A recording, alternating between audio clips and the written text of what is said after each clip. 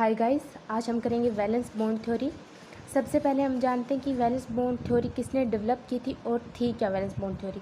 Valence bond theory को Linus Pauling ने develop किया था और उसने बताया था कि जो मेटल आयन होता है और उसके सराउंडिंग में या जो भी लिगेंड्स होते हैं उनके बीच में एक बॉन्ड फॉर्म होता है।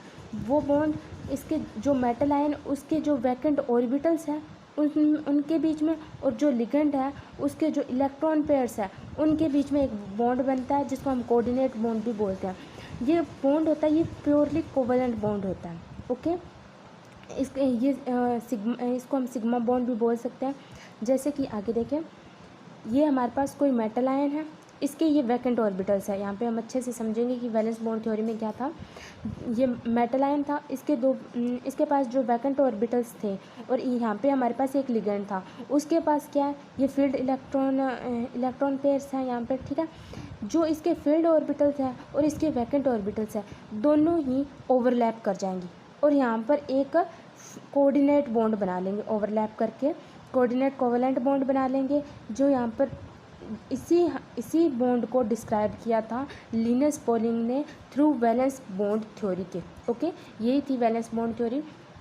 अब देखिए, जैसे कि हम आगे देखते हैं कि हमारे पास हम देखते हैं कि कोई भी हम करते हैं कि स्ट्रक्चर कोऑर्डिनेशन का कंपाउंड देखते हैं तो उसमें क्या होता है कि जो उसके पास एस पी और डी तीन प्रकार के ऑर्बिटल्स होते हैं, उसमें इलेक्ट्रॉन्स की फीलिंग्स होती है।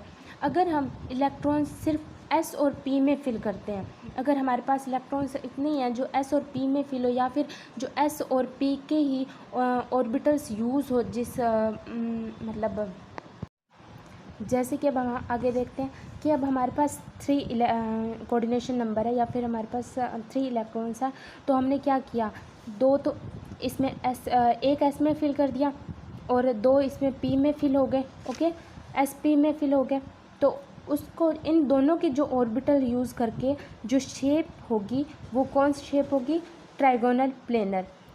सिमिलरली हम आगे देखते हैं कि जैसे अगर हमारे पास 4 कोऑर्डिनेशन नंबर हो तो क्या कितने 3 ऑर्बिटल हमने पी के यूज़ कर लिए, एक एस का यूज़ कर लिया। ओके, और फिर उसकी जो शेप आएगी वो क्या होगी, टेट्राहेड्रल, और उसकी ज्योमेट्रीज यहाँ पे शो की गई है। जैसे कि लीनियर है तो वो लीनियर की शेप ये ज्योमेट्री ये होगी, ट्राइगोनल की प्लेनर की ये होगी और टेट्राहेड्रल की ये होगी। लेकिन अगर हम अब आगे 4 कोऑर्डिनेशन नंबर ले रहे हैं तो वहाँ पे 2 केसेस आते हैं। सॉरी, अगर हम ले रहे हैं 2 केसेस आ जाते हैं। ओके, कि एक में तो हम कि तीनों के तीनों जो ऑर्बिटल्स थे हमने पी के फिल कर दिए, लेकिन आगे उसने क्या बोला कि एक डी का भी फिल कर देते हैं, कि इस 2 इसके अंदर फिल कर देते हैं पी के और एक डी का कर देते हैं। अगर डी का इनर जो n-1 ऑर्बिटल है वो यूज़ कर लेते हैं। अगर हम ऐसा करते हैं तो उसकी जो शेप और ज्योमेट्री है वो दोनों ही चेंज हो जाएगी। पहले हमने जब पी के तीनों यूज़ किए थे तब क्या थी, टेट्राहेड्रल शेप थी, लेकिन अब हम एक अगर डी का जो इनर ऑर्बिटल यूज़ करें तो वो स्क्वायर प्लेनर होगा। आगे हम लिमिटेशंस में भी देखेंगे कि ये वैलेंस बॉन्ड थ्योरी फेल हो गई थी ये एक्सप्लेन करने में कि हमने यहाँ पर इसकी जो 4 कोऑर्डिनेशन नंबर के साथ हमने टेट्राहेड्रल क्यों, मतलब टेट्राहेड्रल शेप क्यों दी और स्क्वायर प्लेनर क्यों आया। ओके, ये हम आगे लिमिटेशंस में भी करेंगे। अब देखिए, जैसे कि अगर हमारे पास 4 कोऑर्डिनेशन नंबर है तो इसमें भी 2 एक्सेप्शंस आती है, मतलब 2 आगे केसेस आते हैं कि एक तो कि हमने एक डी ऑर्बिटल है वो इनर, और एक केस में तो हम जो डी ऑर्बिटल लिया वो इनर ऑर्बिटल ले लेंगे, और जो एक केस होगा उसमें जो हमने डी ऑर्बिटल लेंगे वो हम आउटर ऑर्बिटल लेंगे। ठीक है, तो अगर हम इनर ऑर्बिटल लेते हैं, इनर डी ऑर्बिटल लेते हैं तो वो क्या शेप देगा, वो ट्राइगोनल बाइपिरामिडल देगा। और जब भी हम इनर डी ऑर्बिटल लेते हैं तो वो डी ऑर्बिटल क्या होता है, वो आगे आता है, आगे वाला यूज़ करते हैं, आगे आ जाएगा। और हम अगर आउटर डी ऑर्बिटल लेंगे तो वो पीछे लग जाता है। ठीक है, और उसकी इन दोनों के बीच में उनकी शेप्स में ज्योमेट्री में भी बहुत डिफरेंस आ जाता है। जैसे कि अगर हमने इनर ऑर्बिटल डी ऑर्बिटल लिया है तो उसकी जो शेप होगी वो ट्राइगोनल बाइपिरामिडल होगी, उसकी ज्योमेट्री होगी। लेकिन अगर हमने जो आउटर डी ऑर्बिटल यूज़ किया है तो वो स्क्वायर पिरामिडल होगा और उसकी ज्योमेट्री ऐसी होगी।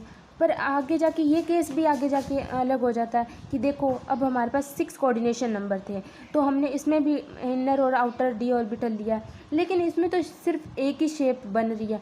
उन दोनों में तो चेंजेस आया था शेप का, लेकिन इसमें कोई चेंजेस नहीं आ रहा। ये क्यों? ये भी एक किसी की लिमिटेशन थी कि ये बता नहीं पाया था कि उसमें हमने 2 क्यों शेप यूज़ की और इसमें हमने सिर्फ एक ही शेप क्यों बताई है। ओके, अब हम आगे करेंगे इसकी limitations of valence bond theory. Limitations में क्या था? लिमिटेशंस में यही था कि जो वैलेंस बॉन्ड थ्योरी थी उसने हमें सिर्फ क्वालिटेटिव कॉम्प्लेक्स के बारे में बताया, एक्सप्लेनेशन दी, क्वालिटेटिव एक्सप्लेनेशन दी कॉम्प्लेक्सेस की। आगे देखिए और साथ में वो फेल हो गई थी हमें ये बताने की, उसका जो कलर था और इलेक्ट्रॉनिक स्पेक्ट्रा था कॉम्प्लेक्सेस का वो भी वो नहीं अच्छे से एक्सप्लेन कर पाई थी। वो नहीं बता पाई थी कि उनके अंदर कोई कलर भी वो शो करते हैं या नहीं करते, या उनका कोई इलेक्ट्रॉनिक स्पेक्ट्रा भी होता है या नहीं होता। वैलेंस बॉन्ड थ्योरी ऐसा कुछ भी नहीं बता पाई थी। और साथ में वैलेंस बॉन्ड थ्योरी ये बताने में फेल हो गई थी कि कोई भी कॉम्प्लेक्स बनता है तो वो लो स्पिन का क्यों होता है और हाई स्पिन का क्यों होता है। जैसे हमने देखा था कि देखते हैं कि जैसे कि अगर हमने आउटर ऑर्बिटल यूज़ कर लिया, आउटर डी ऑर्बिटल यूज़ कर लिया, तो वो तो हाई स्पिन दे रहा है।